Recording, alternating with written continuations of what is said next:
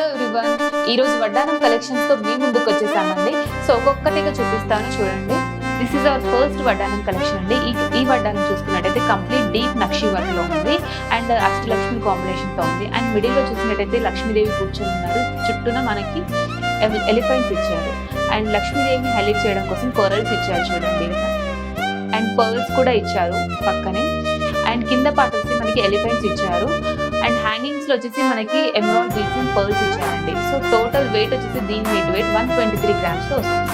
ఈ కలెక్షన్ చూసినట్టయితే కంప్లీట్ పచ్చి వర్క్ కాంబినేషన్ అండి.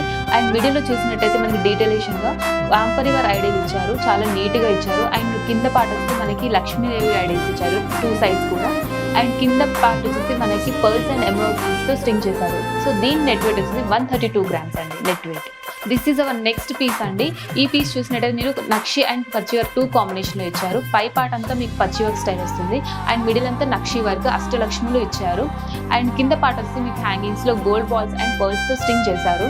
అండ్ దీని నెట్ వెయిట్ వచ్చి మనకి 117 grams. అనదర్ పీస్ చూసినట్టయితే డీప్ నక్షి వర్క్, మిడిల్ లో మనకి లక్ష్మీదేవి గోపురంలో కూర్చుని స్టైల్ ఇచ్చారు అండ్ పక్కన మనకి ఫ్లవర్స్ అండ్ పీకాక్ స్టైల్ ఇచ్చారండి.